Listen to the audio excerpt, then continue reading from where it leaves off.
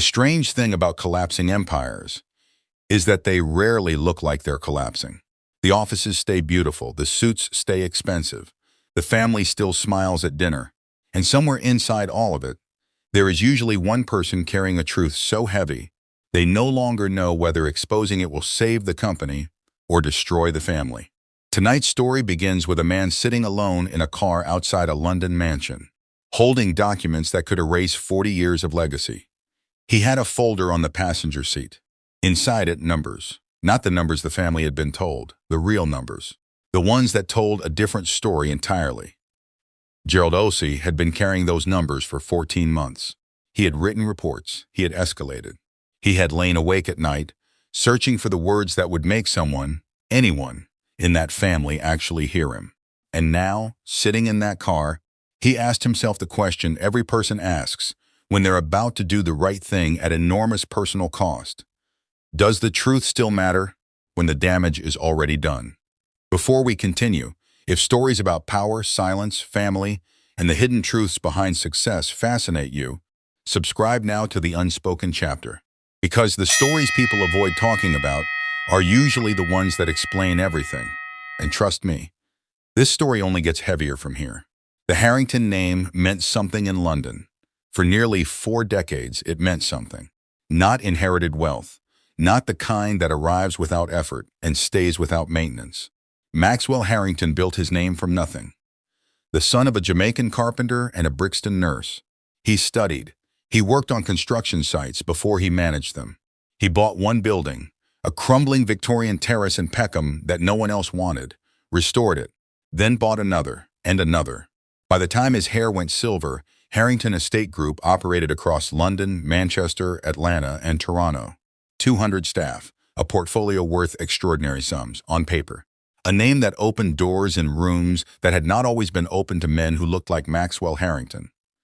He had 3 children. Daniel, the eldest, handed the title of managing director at 35. Sophie, the middle child, handling legal affairs from Atlanta, Georgia. And Brendan, the youngest, an architect in Vancouver, who had made it politely but firmly clear he wanted nothing to do with the family company. On the surface, a thriving dynasty. Beneath it, a company quietly drowning in debt that almost no one in that family knew existed. I want to be careful here, because it would be easy and dishonest to tell you Daniel Harrington was simply a villain, a careless man who squandered what his father built and felt. That is not the truth. The truth is more complicated and far more painful. Daniel loved his father, genuinely, deeply, the way eldest sons love fathers who are larger than life, with enormous admiration and an enormous unspoken need to prove themselves worthy of the name. He grew up watching Maxwell Harrington walk into rooms and change them, watched him negotiate, build, win, absorbed without anyone ever teaching it to him. The belief that confidence was the primary currency of success. The problem was that Maxwell's confidence had always been backed by something else. By 19-hour days nobody saw. By the financial discipline of a man who remembered what it felt like to have nothing. Daniel had inherited the confidence. He had not inherited the context that made it safe. That night, 3 years before the crisis became visible, Daniel sat alone in his Canary Wharf office with Gerald's first warning report on the desk. He read it, all of it, and he felt something he had spent his entire adult life learning not to feel in professional settings. He felt afraid. Not afraid of the debt, not yet.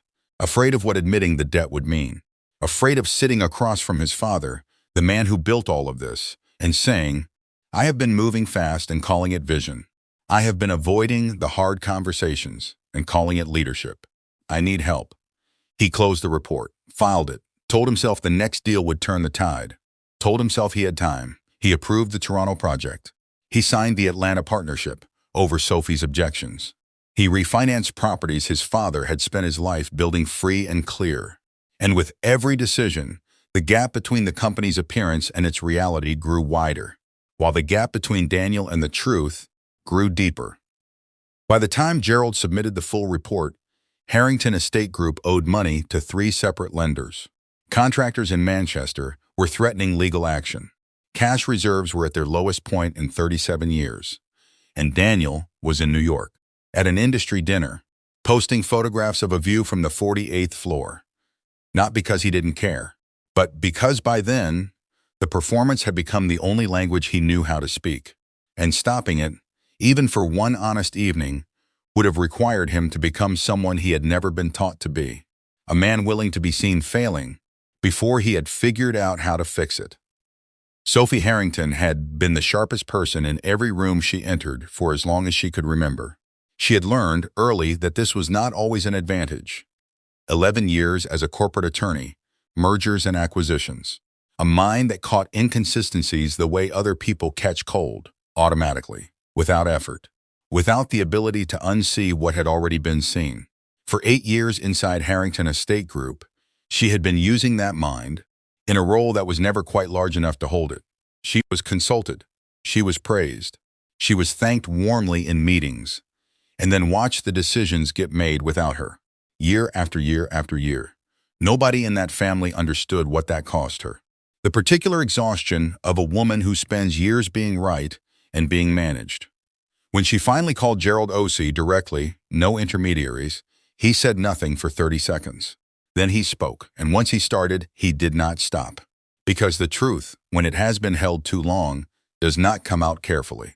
It comes out the way water comes through a crack in a dam, all at once. She listened for 40 minutes, then she closed her legal pad. And in the silence of that Sunday office, she made 3 decisions. 1, Daniel was not going to fix this. He had already had time, opportunity, and every resource a man could need. 2, her father needed to know, not eventually, now. 3, she was going to be the one to tell him, because if she wasn't, no one else would be. And she had not stayed, and watched, and compressed herself into a smaller shape for 8 years, to let it end in silence. When Sophie called Brendan on a Tuesday night, almost 2 in the morning in Atlanta, he understood immediately. Something had broken. She told him what she needed to, the debts, the collateral, what she was planning to say to their father. Then she asked him to come home. Brendan booked a flight the next morning. He did not tell Daniel he was coming. Daniel had organized the company's 37th anniversary dinner. Of course he had. It was the kind of evening he excelled at. The right people, the right rooms, the right conversations, developers, city councilors, family friends who had known the Harringtons for decades. Maxwell moved through the room the way a man moves when he has built the thing everyone is celebrating. Diana moved beside him. She had asked Daniel in January, standing in the family kitchen, Christmas decorations barely put away. She asked him quietly, no accusation, just a mother's precision, whether the company was all right. Daniel had kissed her cheek, told her everything was fine, made her feel very gently as though the question had been slightly embarrassing. She did not ask again, but she watched, and she filed it in the part of herself that did not speak at dinner parties, but never ever forgot. When Sophie and Brendan walked in together, unexpected, unannounced, Daniel understood with the specific clarity that only the guilty possess, that the evening had already changed. What he had arranged as a celebration was about to become something else entirely. The only question was how long he had before it began. The answer was 4 hours, until the guests were gone, until the caterers had cleared, until the front door closed for the last time, and the family was alone. The sitting room of the Harrington house in Dulwich was the kind of room that remembered things. The photographs on the mantelpiece. The chair Maxwell had sat in for 30 years. It was 11:47 at night, and the 5 of them were arranged in the furniture of their own family history. Sophie placed the folder on the coffee table, not dramatically, not as an accusation. She placed it the way a doctor places a scan result, with the quiet gravity of someone who knows what it contains. She looked at her father, and she said, "Dad, I need you to hear this from me. Not from a creditor, not from a solicitor, not from a headline, from me." She spoke for 22 minutes. The room held a silence, so complete you could hear the house settling around them. She named the debts, she named the lenders, she named the properties used as collateral. When she said the name of the first one, a converted Victorian warehouse in Greenwich that Maxwell had spent 8 months restoring in 1994, Maxwell's jaw tightened, just slightly, just for a moment, but Sophie saw it, Diana saw it, and Daniel, watching his father's face from across the room, felt something move through him that had no name, But that lived in the body rather than the mind. She named the Manchester contractors, the Toronto investors, the Atlanta situation. And then, deliberately last, the way you save the hardest thing for when the room has already accepted the weight of everything else. She described the report, Gerald's report, the one submitted 14 months ago, the one that laid all of this out with complete clarity, the one that had been filed and never mentioned. Maxwell looked at the folder on the table. He did not open it. He looked at it the way a man looks at something he already knows the contents of, not because he had read it, but because some part of him, in the quiet beneath the noise of a busy life, had always known, had always carried, somewhere beneath the pride and the success and the anniversary dinners, the knowledge that the things we build are only as strong as the people we trust to hold them. Daniel said, "Dad, it's not as bad as it sounds. We have pipeline deals." That Maxwell said one word, Daniel, nothing else, just his name. The way a man says a name when the name is the whole sentence. When the name contains the disappointment and the love and the exhaustion and the question he is not yet ready to ask out loud. And Daniel, for the first time in a boardroom, a dinner table, or any room that had ever asked something of him, stopped. Deanna spoke last. She looked at Daniel, and without raising her voice, without any of the heat the moment would have licensed, she said, "I asked you, Daniel. In January, you looked me in the eye and you told me everything was fine." Daniel looked at his mother. The room waited. And Daniel, who had an answer for everything, who had talked his way through boardrooms and investor calls and strategy days, opened his mouth and said nothing. The silence lasted 9 seconds. Sophie counted them.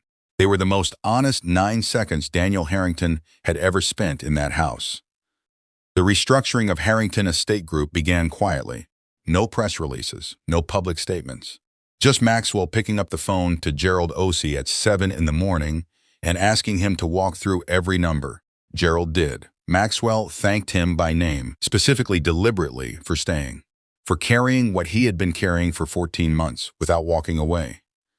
2 properties were sold, not in distress, managed carefully, positioned strategically. The proceeds cleared the most urgent debts, the lenders restructured, and Daniel was suspended from the MD role pending independent review. Not fired, not immediately.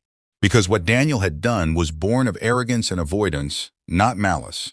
He moved into a flat in Bermondsey, not far from where his grandfather once worked on construction sites. He didn't see the irony for several weeks. When he did, standing on the pavement one morning, watching construction workers start their day, something in him that had been calcified for years began very slowly to crack. Sophie became acting managing director, not because she campaigned for it, because when the files needed reading and the decisions needed making, Sophie was the person who had always been doing that work. The title was simply the formal acknowledgement of a truth that had existed for years. Brendan stayed. 3 weeks became 6. One afternoon, he said the thing no one had quite managed to say in its simplest form. "Mum, we all thought the company was someone else's responsibility. Daniel thought it was his to run however he wanted. Sophie thought it was hers to watch but not control. I thought it was mine to avoid. And Dad thought handing over the title meant he had handed over the obligation to check. None of us were right." Diana said, "Your father built that company so you would never have to worry the way he worried." Brendan said, "I know, Mum. That's the problem." Maxwell Harrington was 68 years old. He had survived recessions. A property crash in the 90s that nearly took everything. Decades of walking into rooms as a black man who had succeeded so conspicuously that his own success made certain rooms uncomfortable. He was not a fragile man. But this was a different kind of reckoning, because this was not the world testing him. This was his own architecture, the choices he made and how he built his family, coming apart in his hands. He thought about Daniel, about the boy who held his hard hat in both hands at 7 years old, too big for his small head, who grew into a man who could perform the confidence of building without ever absorbing the discipline of it. And Maxwell asked himself, in the cold honesty of that morning, whose fault was that? He could recall every conversation about strategy, about pride, about the deals he was proud of. He could not recall a single conversation in which he sat Daniel down and said, "Here is how a business dies. Here is what negligence looks like at scale." Here is what I was afraid of when I was building all of this. He had not had that conversation, because to have it would have required admitting that even empires are fragile. And Maxwell had perhaps needed his children to see only the strength, had given them freedom from fear as a gift, not understanding until now that freedom from fear is only safe when it comes with an education in what the fear was for. He called Sophie. He said, "I want you to build this company the way you would have built it if I had listened earlier. Whatever structure you need, whatever authority you need, you have it." Sophie was quiet for a moment. Then she said, "I'll need Gerald to stay on," Maxwell said, already sorted. And neither of them said anything else. Because sometimes the most important conversations don't need an ending. They just need a beginning. Now, let me speak to you directly. This story is not about one family in London. It is happening right now, in houses in Atlanta, in boardrooms in Toronto, in beautiful homes in cities where family and money and silence have found a way to occupy the same space. Lesson 1. An impressive exterior is the most dangerous thing a failing company can possess. It protects the failure from examination. It reassures the people who should be asking questions. The Harrington name was beautiful. Not a single creditor accepted it as payment. Lesson 2. Authority without accountability is not leadership. It is a liability with a title attached. Daniel was never given the structures that would have caught him earlier. He was trusted to self-regulate. For a man who had never had to, that is not a system. That is a hope. Lesson 3. The most expensive silence in any organization is the one kept by the person who knows the truth and cannot find a safe way to speak it. Gerald Osei was not a coward. He was a careful man in an impossible position. When the messenger fears the message, the culture has already broken, long before the numbers did. Lesson 4. What you protect your children from, you also deprive them of. Maxwell built a world where his children did not have to worry. And they did not worry. The protection was real, so was the cost. Lesson 5. Legacy is not transferred. It is rebuilt by every person who inherits it from scratch. You cannot hand a name to someone who has not understood what the name cost. You cannot pass a company to someone who has never been taught what the company means. What Maxwell built was magnificent. What he did not build was a way of passing it on. Harrington Estate Group still exists. Smaller now, more careful. The brass lettering is still on the door, but the building behind it is different, leaner, more honest. Structured in a way it never was before. Sophie leads it, with Gerald beside her. She does not talk about what it cost her to get here. She simply does the work, the way her grandfather did, the way her father did, before the weight of legacy became heavier than the foundation beneath it. And somewhere, right now, there is a Gerald, sitting in a car outside a building, folder on the passenger seat, hands on the wheel, asking himself whether the truth still matters when the damage is already done. It does. It always does. The question is never whether the truth matters. The question is who will still be standing when it finally arrives. If something in this story found you, if it named something you have witnessed, or lived, or carried, then this chapter did exactly what it was meant to do. Subscribe if you haven't. Turn on your notifications. Leave a comment and tell me which moment in this story stayed with you. Because those comments are not just responses. They are the next chapter. Share this with someone who needs it, not to expose them, but because sometimes the most generous thing we can give another person is a story that holds up a mirror, without asking them to explain what they see in it. Stay honest. Stay awake. I'll see you in the next chapter.